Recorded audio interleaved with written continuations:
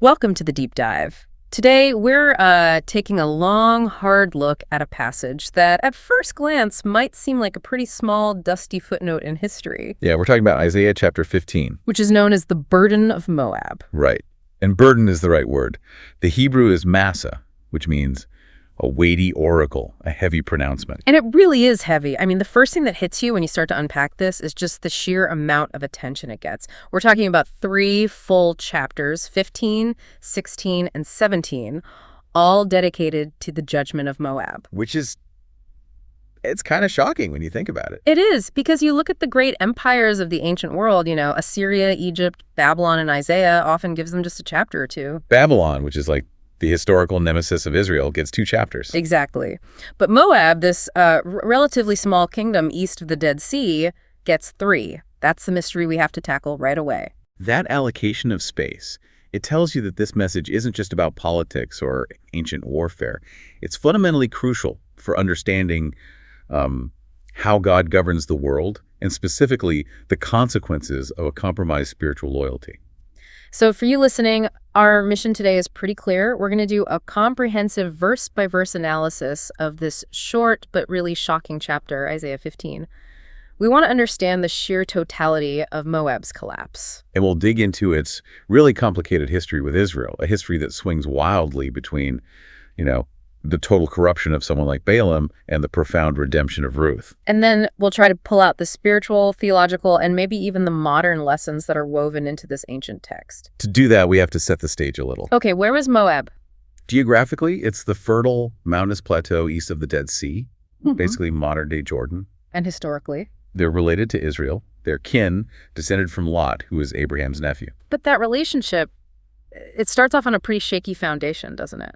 It really does. Their origin comes from an incestuous relationship between Lot and his eldest daughter. And the sources really highlight this as setting up a history of, perpetual tension and a morally dubious foundation from the very beginning. So they were neighbors, they were related, and yet they were almost always rivals or enemies. And that's why Isaiah places their judgment here, inside this broader collection called the Oracles Against the Nations. It's a global statement, but he's using a local example to make his point. Okay, let's start there with the theology. Why do we even need these oracles against the nations? If Isaiah is talking to Judah and Israel, why pause to talk about the doom of other countries? It's a fantastic question. I think they serve as Yahweh's declaration of his universal sovereignty. What do you mean by that? Well, think about it from Israel's perspective. They're suffering, they're being oppressed. They would naturally ask, is our God only powerful enough to save us? Or is he actually in control of the whole global stage? So these oracles are the answer. Exactly. They demonstrate that God is the moral governor over all nations and empires, Assyria, Egypt, and yes, even the seemingly minor kingdom of Moab. It's a statement that no nation operates outside of his moral framework. So it establishes a kind of universal moral accountability. Precisely. Every nation is judged by divine standards, whether they explicitly worship Yahweh or not. This serves as comfort to Israel, reassuring them that their enemies will eventually face consequences. But it's also a warning to them. Oh, this is the sharpest warning possible. It's saying the same God who judges pagan nations for their pride and immorality will absolutely judge his own covenant people if they stray into those exact same sins. And Moab's history is just so complicated. You mentioned the Lot connection, which right away flags them as, related but distinct. That origin is so crucial, because it established a kind of spiritual barrier right from the start, a moral distance, even with the family connection. They were physically close, their territory was prime real estate, but they were always spiritually distant. They were often antagonists, but there were also these strange moments of connection. I'm thinking of David. You're right. During David's time, they were a significant kingdom. And David himself, when he was on the run from Saul, actually took his family to Moab for refuge. Which suggests some kind of lingering familial obligation, or at least a political alignment. It does, and that ties directly into the whole story of Ruth, who was David's great-grandmother, and of course, a Moabitess. And we're also a pretty wealthy nation, right? Not a superpower, but significant. Absolutely. Their territory controlled a big part of the King's Highway, one of the main trade routes. And they were famous for their agriculture, sheep, cattle. Yeah. So their wealth and their strategic location, that all fed directly into their national character. Rich. Pride, self-sufficiency. Jeremiah later condemns them for it. They had wealth, They had strong fortresses, a good location, and all of this made them a constant source of temptation for Israel. The powerful, wealthy neighbor whose spiritual practices were alluring. Exactly. The worship of their god, Chemosh, and Baal Peor.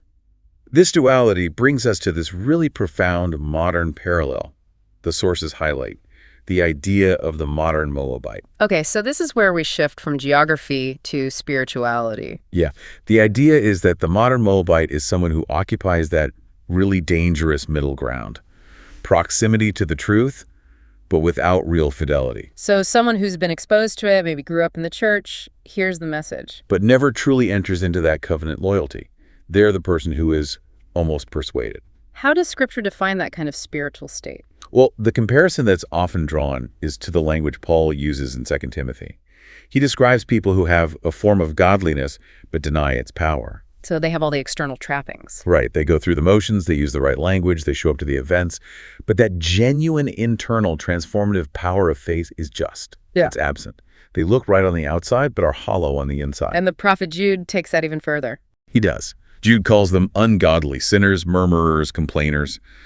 But the key behavior he mentions is flattery. People who flatter others just to get an advantage. So they're using relationships for self-gain. Completely. Even spiritual ones. They leverage connections until they're no longer useful, and then they drop them the second the social winds shift. So the Moabite, this near kinsman who refuses full loyalty, becomes this perfect metaphor for the spiritual fence sitter who just uses community for worldly gain. Wow. That really sets the stage for why the judgment is so sudden and so total. Let's jump into verse 1. The burden of Moab. Because in a night, Ar of Moab is laid waste and brought to silence. Because in a night, Kir of Moab is laid waste and brought to silence. The suddenness is just terrifying. And that repetition, in a night, brought to silence. It's a poetic device for sure, but it's meant to convey shock, totality, and just absolute terror. This wasn't a slow siege. This was swift, decisive, and completely overwhelming. Do we know who is responsible for this, historically? The scholarly consensus points to the Assyrian campaigns, probably under Sargon II, around 715 BC. The Assyrians, they were known for this kind of warfare. They were the masters of it. Sudden, brutal attacks. They didn't just want tribute. They wanted total subjugation. They practiced psychological warfare. The goal was to make resistance completely unthinkable. And the fall of these two specific cities, Ar and Kir, signals the total national collapse. Why those two? Well, Ar of Moab was near the Arnon River, and it was basically their capital city, the seat of political power. Its fall means the government is gone. The entire political structure is destroyed. And Kir. Kir of Moab, which we usually identify with Kir-Hareseth, was their main fortified city, their military stronghold. So it's like taking out Washington, D.C. and the Pentagon at the exact same time. That's a great way to put it. You lose the brain and the muscle simultaneously. And Kir-Hareseth was famous for being supposedly impregnable. It had withstood massive sieges before. So for both the political center and the strongest military fortress to fall in a night. It signals absolute, utter annihilation of the national structure. The message is just hammered home. No human fortification, no military might is enough to stand against a decree of divine judgment. And as soon as those strongholds fall, the crisis shifts. It moves from military defeat to this total spiritual and civic breakdown in verses 2 through 4. Yeah, and the first frantic response is to run to the very gods who just failed them. That's the futility of idolatry right there in verse 2. It is. The people of Dibon, which was a major religious and historical center, they immediately rush up to their temple, their Bajith, and to the high places. And these high places, these were what exactly? These were cultic sites, usually on hills, dedicated to their chief god, Chemosh. Chemosh was a war god, right? A war god, often associated with pretty horrific practices like human sacrifice. So they run to their supposed protector in the middle of this disaster, and their devotion is met with silence. Only their own weeping. The text also says they're mourning over Nebo and Medeba. Why those specific places? Nebo is hugely symbolic. That's the mountain where Moses was allowed to see the Promised Land. So it connects their suffering directly back to Israel's history, a history they were close to but always resisted. Meba was a key city they often fought with Israel over. Naming these places just widens the scope of the tragedy. And then we get these really visceral rituals of despair. Every head is shaved bald and every beard shaved clean. I don't think we, in the modern day, really grasp the weight of that humiliation. No, it's vital to understand the cultural significance. In the ancient Near East, a man's beard was the symbol of his honor, his maturity, his dignity. To have it shaved off, especially in public, was the ultimate display of absolute despair and self-degradation. It's a statement. It's a screaming statement that their gods, their king, their national honor have completely failed them. It's a total stripping away of self-respect. And this grief isn't private. It spills out into the open. Verse 3 says it's a universal sorrow. The scale of the social breakdown is just staggering. People are wearing sackcloth, that coarse, rough garment of mourning, not at home, but in the streets. And they're wailing on the housetops and in the public squares. Right. The flat roofs of their homes were normally places for gathering, for relaxing. Now they're stages for this uncontrollable public lament. The sound is meant to carry, creating this auditory picture of just overwhelming national despair. The social fabric has dissolved. And the sound of this alarm, this grief, it spreads. That brings us to verse 4. We hear the cries from Heshbon and Eluleh in the north, and the sound carries all the way to Jahaz in the south. This is geographically precise. The disaster has swept down the main highway, and the wailing is not just in one city, it's national news traveling at the speed of sound. And then comes the breaking point, the moment of total psychological defeat. The military collapses. Therefore, the armed men of Moab shall cry out. This is the final sign that all hope is lost. The text uses a word, shalats, that refers to the professional, equipped soldiers, protectors. The ones who are supposed to be resilient. Exactly. And when they cry out, it's a terrifying moment. Their war cry has degenerated into a grief cry. The text says their very soul, their nephesh, trembles within them. So it's not just that they lost a battle. It's existential despair. The will to live, the very purpose of their being as protectors, has just dissolved. It's the final proof that human strength, the very thing Moab was so proud of, is completely impotent. So the scene shifts now from these ruined cities to the heartbreaking flight of the survivors. But before we follow them, we get this really startling line from the prophet himself in verse 5. My heart shall cry out for Moab. It is, I think, one of the most powerful and surprising moments in all of these oracles. Isaiah, the one delivering the judgment against this hostile nation, his own inner being is moved to sorrow. So this isn't about vindictive gloating. Not at all. It models divine compassion. It proves that the judgment is an act of moral necessity, not anger. It's a reminder that God takes no pleasure in the death of the wicked. Even though Moab was an enemy, the prophet mourns their ruin. It's the spiritual sympathy of a true servant of God. He has the clarity to deliver the judgment, but the compassion to lament the human suffering it causes. It sets a standard, really. And the fugitives, they're running. They flee south toward a city named Zoar. And that's deeply symbolic. Yeah. Zoar was the small city that Lot fled to when Sodom was destroyed. It was the one place of refuge God granted him. So by fleeing to Zoar, the Moabites are... What? They're trying to claim that same mercy. It seems like it's a desperate historical plea. They're trying to cling to their ancestral past, hoping God will intervene for them like he did for their ancestor Lot. And the path they take is just devastating. Up the ascent of Luhith, the road to Horonaim. These are steep, difficult roads, even in the best of times. Now they're described as corridors of weeping. The place names themselves become synonymous with the tragedy. The imagery used to describe them is so vivid, fleeing like a 3-year-old heifer. You know, a 3-year-old heifer is an animal in its prime. It's strong, robust. So by comparing these proud, strong refugees to this animal brought low, the prophet is showing how utterly broken they are. They're not just running, they're wailing uncontrollably. A powerful people reduced to pathetic lamentation. And the judgment doesn't just stop with the people, it extends to the land itself, to their economy. Verse 6 gets into this ecological ruin. Yeah, the destruction hits the very source of their sustenance. The waters of Nimrim, which was a known, lush oasis area, vital for their economy, they're dried up, desolate. The grass withers. Nothing green is left. For a nation built on livestock and agriculture, that is catastrophic. It is. It signals a devastation that goes beyond military occupation into total economic failure. Whether the Assyrians did this intentionally, which they often did, or as a drought, the theological point is the same. The land itself, the source of all their worldly pride, is being judged along with them. It exposes how temporary all that earthly security really is. And then you have the final indignity for the refugees in verse 7. They're forced to carry away their abundance. Their wealth, their possessions. Everything they had stored up, all the things that once gave them security, have now become a physical burden they have to haul across a wasteland, likely over the Brook of the Willows, which was the southern border. It signifies total dispossession and exile. The climax of this whole chapter really comes in the last couple of verses. The lamentation becomes inescapable. It does. Verse 8 says, "The outcry spreads from border to border, Eglain to Beer Elam." No part of Moab is untouched by the sound of grief. But the judgment reaches its horrifying peak in verse 9. "For the waters of Dibon will be full of blood." The imagery is so graphic. Mass slaughter. It is. And Dibon is almost certainly a deliberate, horrific wordplay. It sounds like Dibon, one of the main cities, but it's derived from the Hebrew word dam, which means blood. Oh, wow. So the prophet is saying the waters of the land, which were already drying up, will now literally run red with the blood of the slain. It's a picture of carnage that poisons the land itself. But it doesn't even end there. God promises more upon Dibon. This is the terrifying final decree. "I will bring still more upon Dibon a lion, upon the fugitives of Moab, and upon those who remain in the land."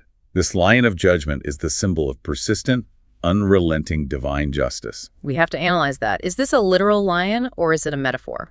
It works on both levels, but the primary weight is symbolic. The lion represents the relentless consequences of moral law. Fleeing the initial disaster doesn't mean you've escaped accountability. So even if you escape the Assyrian army, The judgment will still hunt you down.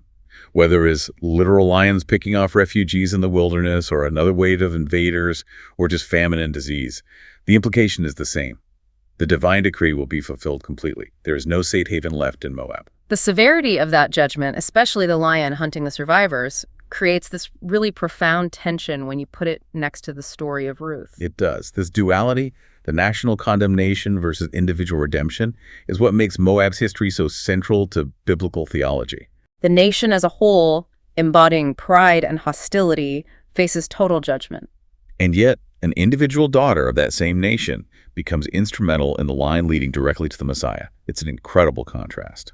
Let's start with Ruth. Her story feels like a deliberate, redemptive counter-narrative. It's a radical demonstration of grace. Here is Ruth, a widow from a pagan condemned nation, and she makes this unparalleled covenantal pledge. Your people shall be my people, and your God my God. That's so much more than just a promise of family duty. It's a spiritual conversion.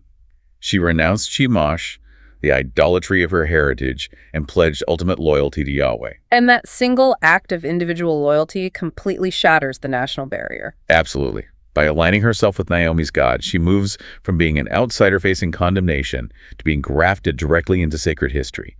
She marries Boaz and secures a place not just in Israel, but in the most important bloodline in history. She becomes the great-grandmother of King David. And profoundly, she's one of only 4 women mentioned by name in the genealogy of Jesus in the Gospel of Matthew.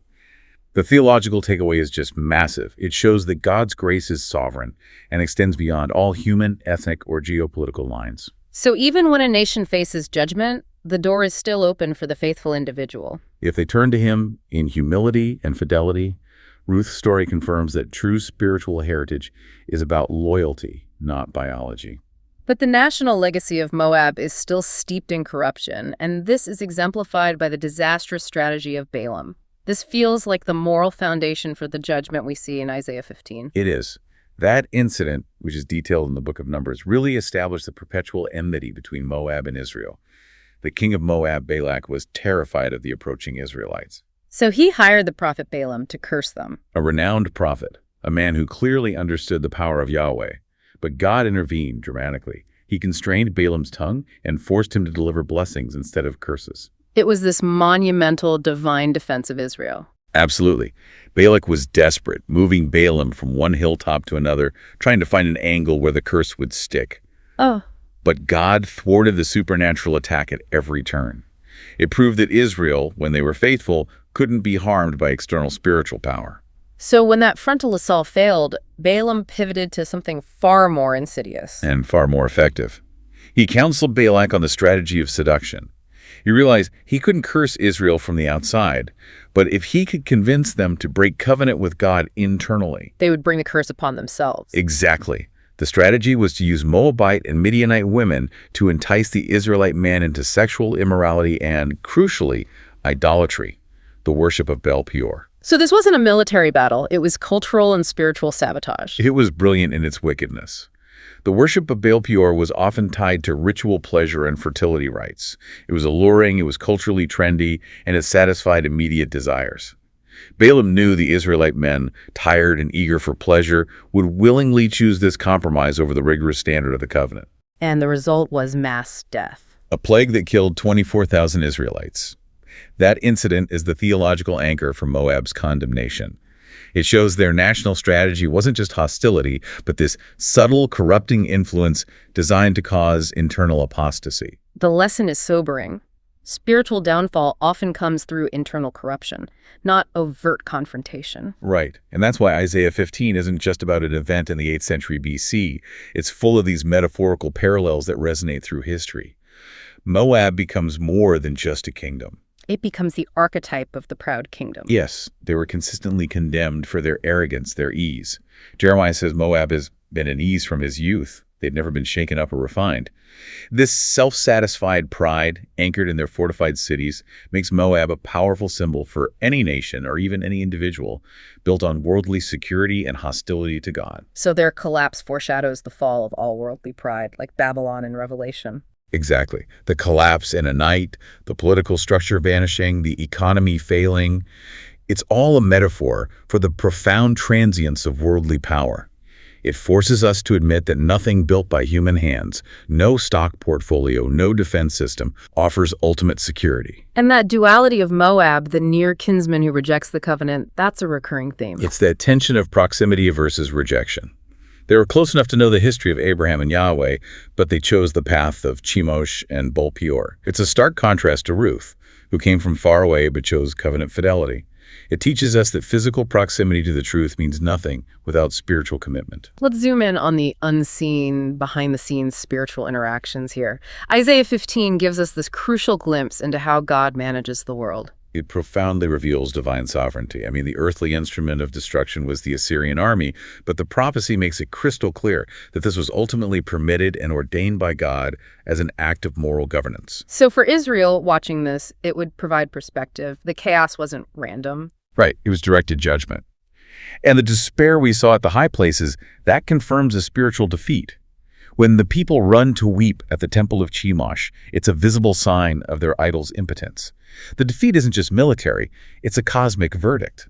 Yahweh's decree rendered their national god powerless. Their centers of confident worship become monuments to failure. And that brings us back to that terrifying image of the Lion of Judgment. The relentless justice. It symbolizes the absolute nature of God's moral law. Fleeing the physical army doesn't mean you escape spiritual accountability. The consequences will hunt you down until the divine decree is fulfilled. And Isaiah's tears. My heart shall cry out for Moab. That reflects a different spiritual interaction. It does. It reflects the spiritual sympathy embedded in God's servants. God doesn't delight in ruin.